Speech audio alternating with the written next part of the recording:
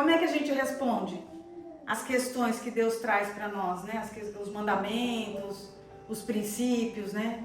Tem muito a ver com obediência ou rebeldia, né? Só temos dois caminhos, né? Por exemplo, você encontra uma passagem, não faça isso. Como é que você responde? Você obedece ou você é rebelde àquilo, né?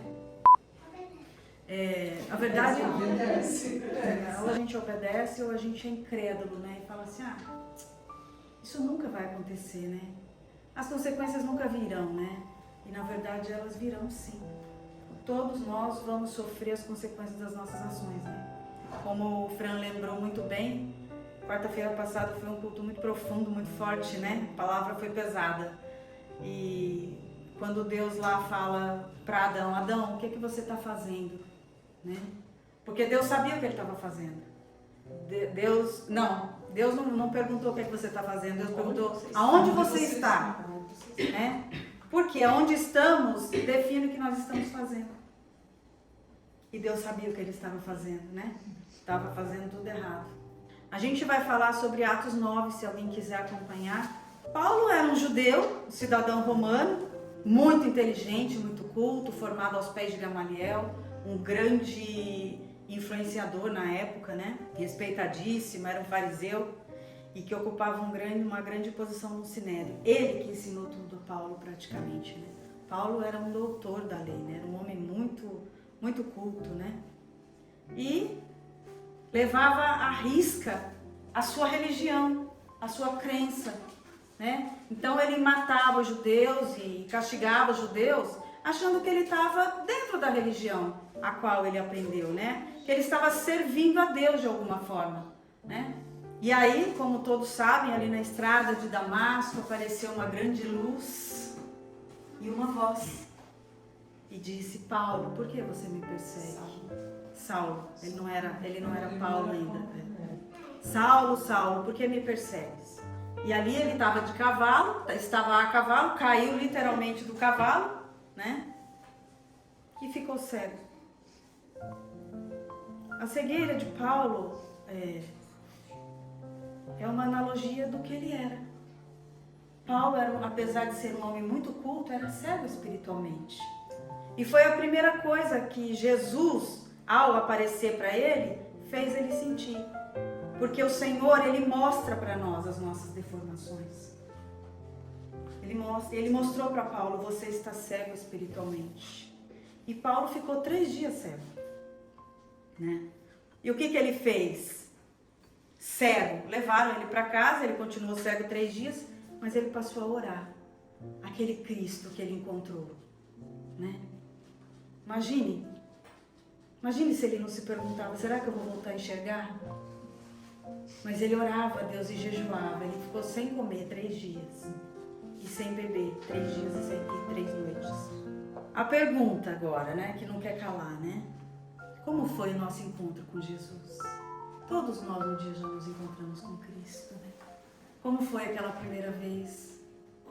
E como tem sido de lá para cá? Deus fala para um outro homem, Ananias, vai lá na casa de Paulo, ele está orando. Olha, Deus falou isso para Ananias em sonho. Como Deus é perfeito e poderoso, vai lá, Paulo está orando, você vai impor as mãos sobre a cabeça dele e ele vai ser cheio do Espírito Santo. E as escamas vão cair dos olhos dele. Isso te diz alguma coisa? Ele vai ser cheio do Espírito Santo e as escamas vão cair dos seus olhos. Ele vai ver, ele vai voltar a ver.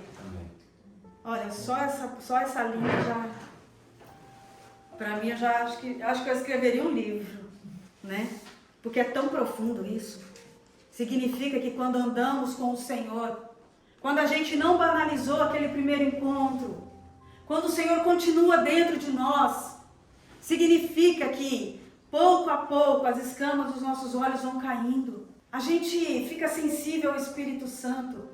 A gente não troca mais o Espírito Santo por nada, nem por pecado, nem por eu estou cansada, hoje eu não vou orar, hoje eu não vou ler a Bíblia, porque não consigo. Nós passamos a não negociar mais a Deus, porque aquela presença foi marcante para nós, foi definitiva, como foi para Paulo.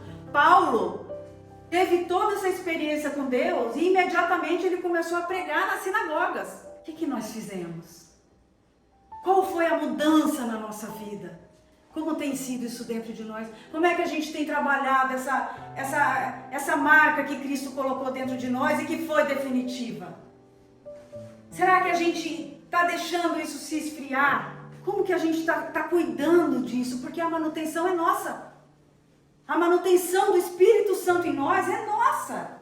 Não é do pastor, não é da igreja. Vamos supor que hoje feche todas as igrejas do mundo. Que já está acontecendo lá fora. Cristãos queimados, né? Na Nigéria a gente tem visto muito isso. Jogam todo mundo dentro de uma cova e põe fogo e queima todo mundo. Fecham igreja, detonam igrejas. Vamos supor que não tem mais nenhuma igreja. Né? Como é que vai ficar essa fé? Essa marca que Cristo, que o próprio Espírito Santo colocou dentro de nós um dia. Porque nós somos chamados. Né? O nosso coração foi tocado. Como é que a gente vai fazer a manutenção dessa fé? Como a gente faz hoje. Mateus 6,6. Mateus 6,6, entra no teu quarto, fecha a tua porta sobre ti. Ora ao Pai que está em secreto e Ele te recompensará. Essa é a nossa manutenção. E o que mais? A obediência. Né? Você foi num lugar, te deram um troco errado. Olha, você me deu um troco errado, está aqui o seu dinheiro, ele não me pertence. Santidade. Obediência, porque o Deus que te marcou um dia, que me marcou, Ele está vendo tudo que eu estou fazendo. Os meus pensamentos, o que eu estou sentindo, como eu estou sentindo, qual é a forma que eu estou sentindo. O Espírito Santo está olhando a nossa vida. Paulo, como a gente também falou de Abraão semana passada, Paulo podia falar, eu não quero nada disso para a minha vida. Eu não vou mudar em nada, eu sou um homem bem posicionado onde estou. Né? Eu sou um homem reconhecido. Sou famoso, né, pelo que eu faço, pela forma que eu faço. Mas Paulo obedeceu imediatamente. Se amanhã chegar uma má notícia para cada um de nós, em nome de Jesus não vai chegar. O Senhor me trouxe isso agora. Qual vai ser a nossa resposta para Deus? É de obediência? Será que vai ser de obediência? Será que aquela marca que Cristo colocou em nós está servindo para nós até hoje, nos mantermos firmes, conscientes da brevidade da nossa vida? Eu gosto de repetir isso. Hoje estamos aqui, amanhã não sabemos. Será que estamos firmes com esse Espírito que é eterno e com esse Deus que um dia vai nos receber? Porque o dia que a gente chegar lá, o Senhor não vai falar, olha, lembra do pecado do seu irmão? Ele vai falar, não, lembra do seu pecado. É o seu, é o meu, é o meu. E eu estava pensando, né, por que as pessoas aí fora não ligam, né? Mas isso está na palavra. Está em 1 Coríntios 2,14. Vamos abrir lá para a gente ver. Quanta gente que conhece a Jesus, mas está de certa forma distante do Senhor, né? Conheceu um dia e está distante. E lá diz em 1 Coríntios 2,14, B, a última parte, né? O homem natural não consegue ver e nem considerar as verdades espirituais. Ou seja, para você considerar as verdades espirituais, você precisa estar muito próxima de Cristo. Você precisa ter um coração inclinado à obediência. Porque senão, isso pode acontecer comigo, inclusive. Com qualquer um de nós. Esfriar, aquela apostasia, né? Agora tudo passa a ser normal. Você percebe que Paulo, depois que ele se converteu, ele teve horror da vida dele de antigamente, a vida anterior dele. A vida dele mudou completamente. Porque agora ele não era mais um homem natural. Ele era um homem que carregava o sobrenatural. Essa palavra de 1 Coríntios 2,14 diz que ao homem natural, e isso daqui parece loucura. É como se nunca fosse acontecer. É a manutenção da fé. É a manutenção da fé. A gente está sempre pegando fogo lá dentro. Senão isso vai começar a ser loucura pra gente. Para qualquer um de nós, inclusive. Porque, vamos combinar, às vezes é tão difícil obedecer, acreditar. Quantas coisas demoram para acontecer. Quantas coisas ainda nem aconteceram. É tão fácil a gente ouvir e falar, isso não é para mim, isso não vai acontecer. E quando a gente fala isso, é porque já retrocedemos ao homem natural. Já voltamos, já saímos do propósito, já voltamos a ser o homem natural de novo. Porque o homem natural realmente não liga para as coisas de Deus. E nós podemos voltar a ser esse homem natural se não houver essa manutenção da fé que cabe a cada um de nós, né? A gente continua falando sobre obediência, né? Percebe a obediência de Paulo, né? E eu acredito sim que o que firmou Paulo foi a experiência que ele teve com Cristo na estrada de Damasco. É o que vai nos firmar. Termos experiência com Deus. Vivermos experiências com Deus. O Senhor falou muito forte ontem comigo sobre João 8,32. Essa passagem é tão batida, mas a segunda parte me fez cair no chão em lágrimas. Conhecerão a verdade e ela te libertará. E uma voz me disse assim: eu sou a verdade. A verdade tem um nome. A verdade é uma pessoa. A verdade é Cristo. Como conhecer verdadeiramente esse Cristo? Para eu ser liberta, muitas vezes, nem tanto de situações que nos afligem por fora, mas até de mim mesma. Porque exclusivamente eu que atrapalho a minha caminhada com Cristo, né? A carne, o achismo, a força do meu braço, ou eu faço o que eu quero, é minha vida, minhas regras. Se envolva com essa verdade que é uma pessoa e que tem um nome que se chama Cristo. Sabe? Você já encontrou essa verdade? Não basta ler, é preciso conhecer. Não basta meditar na palavra. Precisamos nos envolver com essa pessoa chamada Cristo, que é a verdade. É tão fácil você abrir a Bíblia e ler um versículo, né? Mas viver essa verdade, essa pessoa, viver essa pessoa, isso só acontece quando você está num nível muito profundo com Jesus, né? Quando você tem uma vida ativa e viva com o Senhor. Aí você vai ouvir essa voz: eu sou a verdade. O que Jesus quis dizer ali? Eu preciso conviver com essa pessoa para conhecê-lo. Eu preciso passar tempo com ele. Eu preciso desejar. Eu preciso desejar conhecer além das Escrituras. Existe uma voz que fala. Existe uma voz que conduz. Existe uma voz que consola. E sabe, naqueles dias em que o seu coração está tão triste e você está... Porque isso acontece com qualquer um de nós. Aquela voz, ela brota de dentro de você e diz: eu estou aqui e não precisamos de mais nada. Porque Ele está ali. Quando Ele diz: eu sou o caminho, a verdade e a vida, aí eu penso: eu estou nesse caminho? Essa verdade para mim é absoluta? Eu estou nele? Eu estou nele? Eu não sei se para você faz sentido. Saulo também conhecia as Escrituras, mas ele não conhecia o Cristo. E Cristo teve que se manifestar a ele. Sabe, um dia eu desejei que Cristo se manifestasse para mim assim, quase que fisicamente, né? E não são raros os dias que eu me ajoelho e peço: Senhor, me abraça. Eu preciso tanto do seu abraço hoje, Senhor. E isso são essas experiências que vão fazer você se firmar. Naquele dia, como a gente refletiu aqui no início, naquele dia em que a dúvida quer dominar o seu coração, a frieza, a apostasia, sabe? São essas experiências que vão te segurar nesse lugar, nesse caminho, nessa verdade, nessa pessoa chamada Cristo. Eu só estou falando isso para você porque foi uma experiência muito forte.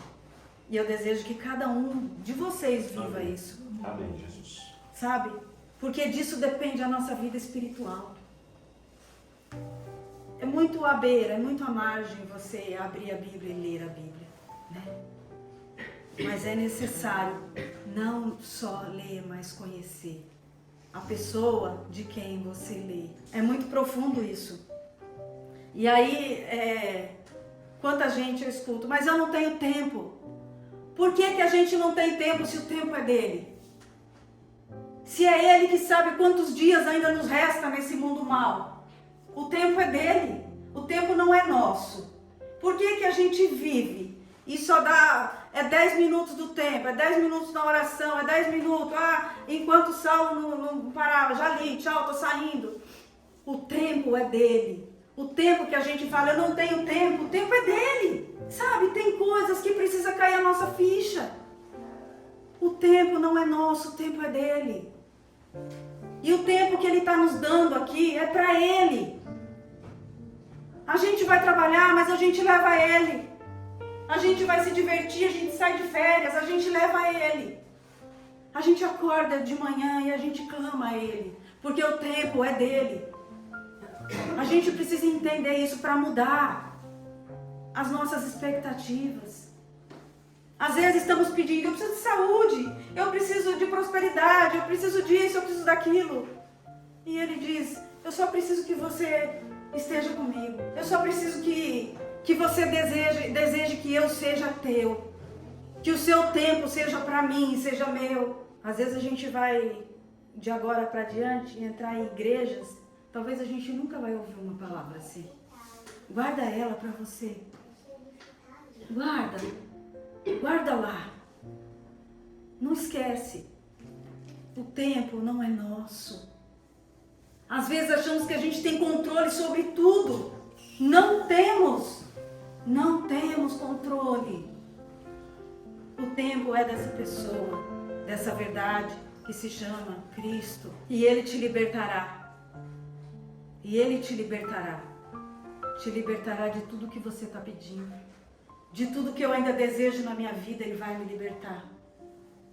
Porque eu carrego essa verdade. Porque você carrega essa verdade. Porque você ama essa verdade. Porque você ama essa pessoa. Então o seu tempo é dela. O seu tempo é dele. O seu tempo precisa ser dele. Separe um tempo diariamente para essa verdade, para essa pessoa que se chama Cristo. Deseja conhecê-lo em profundidade. Só assim a gente vai sair da beira, sabe, gente? Da margem. Só assim a gente vai parar de negociar princípios, mandamentos. Ou então a gente está na igreja brincando, né? Se nada disso faz sentido, a gente está brincando na igreja. E como? Como que a gente vai ter experiência verdadeira com esse Cristo? Jeremias 19:13. Você vai me invocar. O que é invocar? Você vai me chamar. Ele está esperando que a gente chame ele. E você vai passar a orar a mim. Olha, você vai passar a orar a mim, Cristo. E eu te ouvirei. Quando? Quando você me buscar de todo o seu coração. Amém. O seu espírito precisa estar marcado por Cristo. Tem até uma palavra que diz, né? Não me moleste, porque traga no meu corpo as marcas do Senhor Jesus. Sempre que o mal bater na sua porta, declare isso. Não faça mal a mim, porque eu trago no meu corpo as marcas de Cristo. Então você vai invocar Cristo, você vai passar a orar a Ele, e Ele vai te ouvir. Quando? Quando você o buscar de todo o coração. Prioridade absoluta. Mas isso é uma vida que não existe, é utopia. Foi Deus que falou, né? O Deus que segura a terra com a sua palavra. Quem sabia que Deus que segura a terra com a sua palavra não merece a nossa credibilidade? Então é Ele que disse, você vai me encontrar quando você me buscar de todo o coração. Quando eu for a sua prioridade absoluta. Constância, frequência diária, obediência. Obediência. Davi, ele falou, né? Uma coisa eu peço e busco, que é habitar na tua casa todos os dias, aprender de ti e contemplar a tua formosura. Quem visita é religioso, né? Vai na igreja uma vez na semana. Mas quem é filho habita. Quem é filho habita na casa do pai, né? Quem é filho é íntimo. Nós habitamos. Amém. E eu não vou mais me estender, mas o Senhor nessa noite, Ele chama, Ele quer nos tocar, cada um de nós, para um crescimento espiritual. Você percebe que tudo que eu falei aqui hoje demanda um crescimento espiritual, né? Quando não basta ler, precisamos conhecer, precisamos conviver, precisamos passar tempo com a pessoa, né? É intimidade, é cada coisa que a gente ouve. Esse é o que eu acho, né? A gente nunca viveu tempos tão difíceis. tão difíceis, de tantas más notícias, política, né? Na área da saúde, quanta gente enferma, os médicos estudando de qualquer jeito, não são capazes mais de te dar um remédio que vai funcionar. Isso você abre, você lê cada vez mais. É tempo de maturidade espiritual. É tempo de amadurecer, de buscar se aprofundar em Deus. Paulo disse em 1 Coríntios 13, quando eu era menino, eu falava como menino, pensava como menino e agia como menino. Mas quando cheguei a ser homem, deixei as coisas de menino para trás. Então a nossa caminhada com Deus é sempre para frente. Hoje o Marquinhos me falou uma coisa que chamou muita atenção. Ele falou assim: eu não quero achar que o que está acontecendo na minha vida tá bom. A gente estava conversando lá fora, né? Eu olho para minha casa, eu vejo o que precisa fazer, eu quero fazer. Não tá bom, né? Aí ele falou: eu me cobro muito. E eu acho que esse incômodo precisa fazer parte da nossa vida. Não tá bom, né? Não tá bom. O Senhor, ele nos quer cada vez mais próximo dele. E com o coração cada vez mais limpo, mais puro, mais preparado, mais maduro. E como é que a gente está respondendo a Deus? Seguindo aqui as diretrizes da igreja. Como é que a gente está respondendo a esse chamado? Qual é a nossa prioridade? Já acordo, já sai correndo, já toma banho, já engole o café e vou para a rua. A maioria das pessoas fazem isso, né? É hora de pensar, vou acordar um pouco mais cedo, vou dar um tempo para Deus, vou rasgar meu coração, vou pedir que Ele habite em mim, vou pedir para que, quando eu ouvir a palavra dEle, as coisas queimem dentro de mim. Faça isso. Faça isso. Faz isso como um teste. Durante um mês, você fala, durante um mês eu vou obedecer a tudo que eu ouvi sobre a palavra. No final desses 30 dias, você vai ter um testemunho para contar. Pode ter certeza do que eu estou falando. Você vai até ouvir a voz do Senhor. Você vai falar: meu Deus, é Ele. Porque o Senhor falava com todas as pessoas da Bíblia. E Ele disse: eu, Senhor, no mundo. Que eu era antes, eu sou hoje, eu serei eternamente. Se Ele falar, eu leio a Bíblia justamente para isso. Para falar: Senhor, o Senhor falava com fulano, então fala comigo. Eu preciso, eu quero, eu desejo. Eu quero viver uma vida no mais profundo com o Senhor. Eu preciso ouvir a sua voz, né? Quando nós tivermos esse posicionamento espiritualmente, as coisas mudam para nós. Porque Deus olha para nós e Ele vê que a gente quer uma mudança. Que a gente quer se aprofundar com Ele. E as coisas começam a acontecer que você fala: meu Deus, né? Vamos orar? Para terminar, eu só queria citar Mateus 5,16, que diz: assim brilhe a sua luz diante dos homens, para que vejam as suas boas obras e glorifiquem a Deus que está no céu. Quando a gente estiver já nesse nível, né? A nossa luz vai brilhar aí fora diante dos homens. A gente vai ser influência. A gente vai influenciar. Você já pisou num lugar onde você fica incomodada? Você fala: eu preciso influenciar esse lugar. Eu preciso influenciar essa pessoa. Ou essas pessoas. Eu sou assim, onde eu piso eu já quero ser um fardo né? Bom sentido. No bom sentido. Eu já começo a procurar já uma oportunidade para entrar, para falar. Eu não consigo ficar calado. Hein? Assim brilha a sua luz diante dos homens. Amém. Em nome de Jesus. Vamos orar?